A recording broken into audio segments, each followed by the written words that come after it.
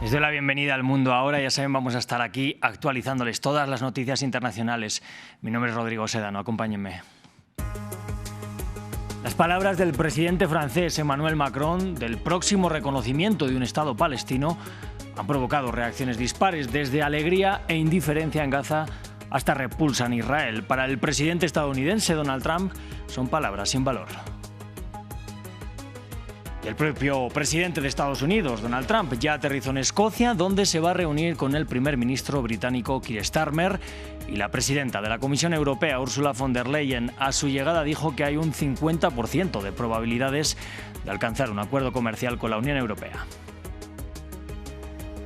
Por segundo día consecutivo, Tailandia y Camboya intercambiaron ataques en la frontera. La cifra de muertos ascendió a 20, con miles de desplazados ya. Bangkok asegura estar de acuerdo con una propuesta de cese al fuego de Malasia, pero acusa a su vecino de continuar con sus ataques. Comenzamos.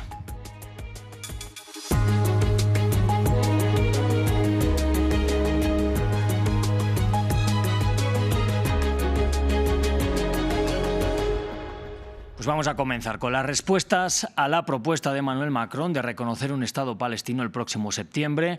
En respuesta a las críticas de Israel y de Estados Unidos, que acusan a París de hacerle el juego a Hamás, el Palacio del Elíseo ha justificado su decisión en su objetivo de dar razón al bando pacifista. En el siguiente informe les contamos más sobre las principales reacciones por parte tanto de palestinos como de israelíes.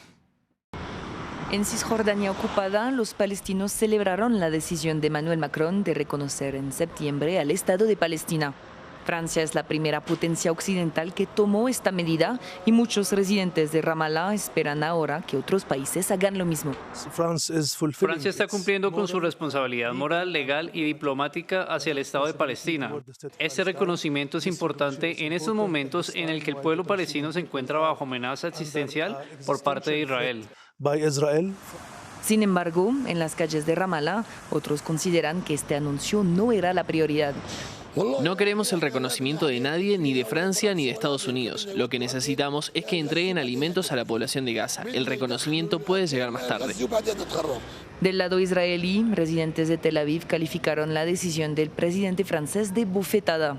Creo que es fácil culpar a Israel y decir que recompensamos este acto de terrorismo con un Estado palestino, y quizás eso sea solo palabrería para sus votantes. Por lo tanto, algunas voces expresaron también su esperanza de que esto acercará a un acuerdo de paz. Creo que es algo positivo. Creo que cualquier paso que nos acerque a una solución de dos estados es bienvenido y nos impulsa a avanzar. 148 países ya reconocen a Palestina como Estado, pero esta decisión es principalmente simbólica, ya que Israel ocupa los territorios donde los palestinos pretenden establecer dicho Estado. Bueno, todo esto ocurre al tiempo que la Franja de Gaza sigue siendo blanco de los ataques israelíes, cuando la ONU estima que hasta 100.000 mujeres y niños sufren desnutrición aguda grave en el enclave. Médicos Sin Fronteras, por su parte, ha indicado que 1 de cada 4 niños que examinó en el enclave la semana pasada sufre de desnutrición. Por su parte, el Ministerio de Salud palestino en Cisjordania ha lanzado una nueva campaña de donación de sangre para ayudar a los habitantes de Gaza. En este hospital de Gaza, la escasez de alimentos se ve agravada por la falta de suministros médicos. Las consecuencias son desastrosas para esta niña que padece una enfermedad rara y sufre desnutrición grave. Pesaba unos 15 kilos cuando empezó la guerra y solo 6,5 kilos hace una semana. La llevé al hospital, buscaron una vía intravenosa, pero no había. La ONU estima que hasta 100.000 mujeres y niños sufren desnutrición grave en el enclave. El Ministerio de Salud de Gaza, controlado por Hamás, informa de un número cada vez mayor de muertes relacionadas con la hambruna. El gobierno israelí declaró el jueves que habían entrado convoyes de ayuda humanitaria en la Franja de Gaza, pero que las agencias humanitarias no habían podido recuperarlos para distribuirlos. Por su parte, las ONG denuncian la falta de acceso y seguridad debido a las operaciones israelíes en curso para entregar esta ayuda en todo el territorio. Estas personas esperan para donar sangre, para ayudar a otros palestinos como ellos que viven bajo las bombas israelíes en Gaza. Es la única solución que han encontrado para ayudarles. Entre los numerosos donantes se encuentra Faisal, un profesor originario de Ramallah. Como ser humano me solidarizo con nuestra población hambrienta. Y hago un llamamiento a todas las personas con conciencia para que actúen con el fin de poner fin a esta hambruna y a este genocidio. Algunos incluso han iniciado una huelga de hambre. No tenemos más remedio que utilizar nuestro cuerpo para expresar nuestro rechazo a esta ocupación y a las masacres por hambre en la Franja de Gaza, aunque perdamos la vida. Es hora de que la comunidad internacional asuma sus responsabilidades y actúe. Este viernes la ONG Médicos Sin Fronteras denunció que un cuarto de los niños de menos de 5 años y de las mujeres embarazadas y lactantes atendidos la semana pasada en Gaza padecen desnutrición. Y el activista libanés Yousef Abdallah, líder de la causa palestina, llegó este viernes a su país después de salir de una cárcel de Francia. Allí estuvo preso durante casi 4 décadas por su complicidad en el asesinato de 2 diplomáticos de Israel y de Estados Unidos.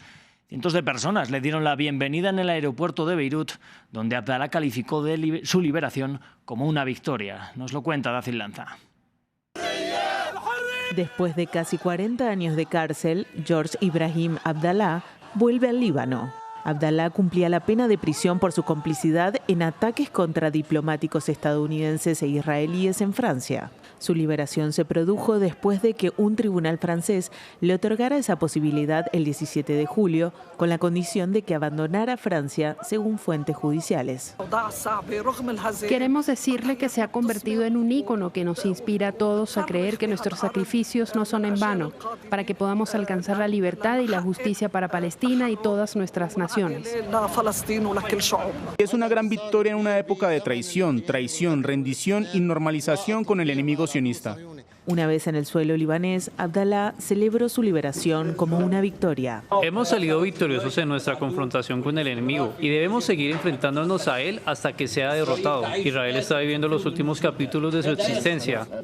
Abdallah fue encarcelado en 1987 por su participación en los asesinatos en París, en 1982, del agregado militar estadounidense Charles Ray y del diplomático israelí Jacob Bar-Simantov, y por el intento de asesinato del cónsul general estadounidense Robert Home en Estrasburgo en 1984. El Departamento de Justicia de Estados Unidos y la Fiscalía General de Francia se han opuesto enérgicamente durante años a su liberación, y 8 solicitudes anteriores de liberación habían sido rechazadas. Vamos a seguir en la región porque desde Estambul habló el presidente turco en relación a una posible paz entre Rusia y Ucrania. Delegaciones de ambos países se reunieron en Turquía esta semana y Erdogan dijo que hablará ahora con sus homólogos ruso y estadounidense para una futura reunión de líderes. La delegación ucraniana se reunió con nosotros en Ankara antes de trasladarse al palacio donde se celebraron las conversaciones. Me reuní con ellos y también hablé con Vladimir Putin y le solicitamos su apoyo en esas reuniones. En el futuro, quizás esta semana, mediante nuevas llamadas con Putin y con Donald Trump, nos esforzaremos por reunir a estos líderes en Estambul. Volvemos a hablar del presidente de Estados Unidos, Donald Trump, que aterrizó este viernes en Escocia, en donde se reunirá con el primer ministro británico, Keir Starmer. Allí va a mantener también un encuentro con la presidenta de la Comisión Europea, Ursula von der Leyen, para buscar un acuerdo comercial entre Bruselas y Washington. Trump ha dicho que ve un 50% de posibilidades. Informaciones previas hablan de posibles aranceles del 15% a productos europeos, que serían de hasta el 50% para el acero y el aluminio. Nos reuniremos con la Unión Europea y con el primer ministro del Reino Unido. Lo espero con ansias. Nos reuniremos para alcanzar un acuerdo con la Unión Europea y ese sería, de hecho, el acuerdo más importante de todos si lo logramos. Bueno, pues allí, en el Reino Unido, miles de médicos empezaron una huelga después de que la Asociación Médica Británica no lograra un acuerdo con Keir Starmer para el aumento salarial de los médicos residentes. Por el momento no hay planes de más conversaciones. Vamos a verlo en el informe.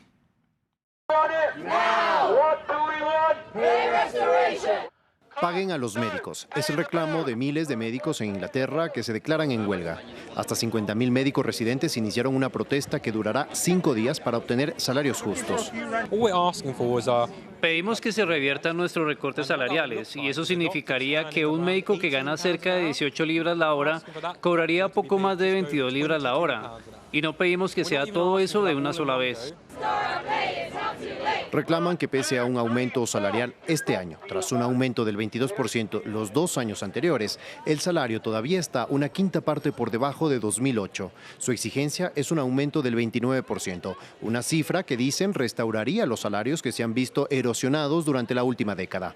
El movimiento llega luego de que fracasaran las negociaciones con el gobierno laborista para lograr un aumento salarial. El Ejecutivo dice que ya mejoró los sueldos.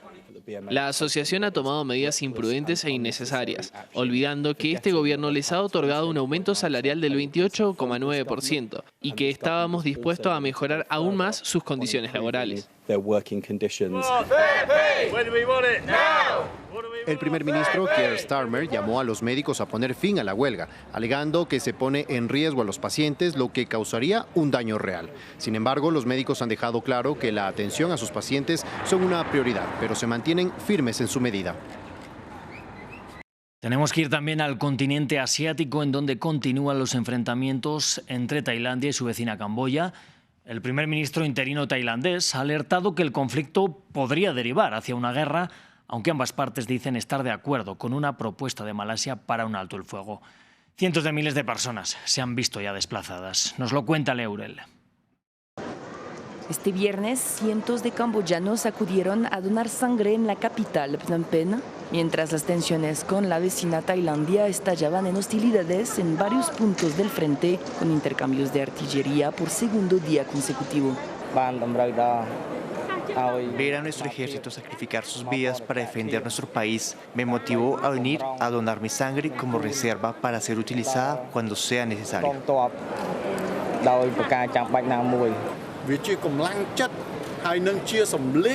La presencia del pueblo aquí hoy demuestra el ánimo y la fuerza unida de nuestro pueblo camboyano, que es la base de la defensa nacional, al apoyar al gobierno real de Camboya y a nuestro ejército, que se mantiene valientemente en primera línea, especialmente en estas horas. Hoy es el segundo día que las tropas tailandesas atacan e invaden nuestro país. Al otro lado de la frontera, en Tailandia, los enfrentamientos provocaron un éxodo masivo y más de 4.000 personas se refugiaron en este gimnasio de la ciudad de Surin. Este viernes, el primer ministro tailandés llamó a la unidad nacional y afirmó que la situación podría desembocar en un estado de guerra. La situación se ha intensificado y podría desembocar en una guerra. Por ahora solo se trata de enfrentamientos con armamento pesado. Defendemos diligentemente nuestro territorio para evitar nuevas incursiones y defendemos con firmeza nuestra soberanía nacional. Ambos países se acusan mutuamente de haber iniciado las hostilidades y se niegan por ahora a deponer las armas.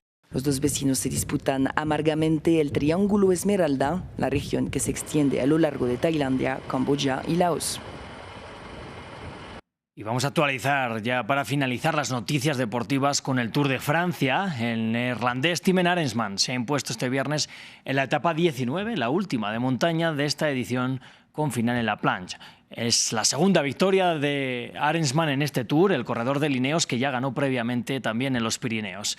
Nuestra enviada especial, Natalia Ruiz Giraldo, nos lo cuenta. Definitivamente la montaña le sienta muy bien a Timen Arensman, el neerlandés. Se coronó aquí en la playa, en la última etapa de montaña, a más de 2.000 metros de altitud. Es la segunda victoria del neerlandés en este Tour de Francia, la semana pasada en los Pirineos y hoy aquí en los Alpes. Él además que atravesó esa línea de meta ya con lágrimas en los ojos y tan solo a 2 segundos de Jonas Vingegaard y de Tadej Pogačar. En todo caso, el hombre que terminó ya en el piso entre el cansancio y por supuesto la emoción. Una etapa en la que no hubo cambios entonces en la general, con un Tadej Pogačar que continúa ya con 4 minutos y 24 segundos de ventaja sobre Jonas Vingegaard que sigue segundo. No tuvimos ataque de ninguno de los dos a lo largo de esta etapa. Nos esperan 2 etapas ya finales de este Tour, la de mañana entre Nantua y Pontarlier, 124 kilómetros, un poco accidentada pero sin mayores dificultades, y sobre todo la llegada a París este domingo, esta vez con un Tour que va a pasar por Montmartre, ese emblemático barrio parisino, y se espera ya prácticamente pues que Pogačar abra y disfrute de su champaña y de su cuarto Tour de Francia. Pues con este reporte de Natalia Ruiz desde el Tour de Francia, nosotros nos vamos a despedir. Ya saben que van a poder seguir viendo toda la programación a continuación. Vamos a volver con mucha más información internacional, como siempre. Gracias por elegirnos.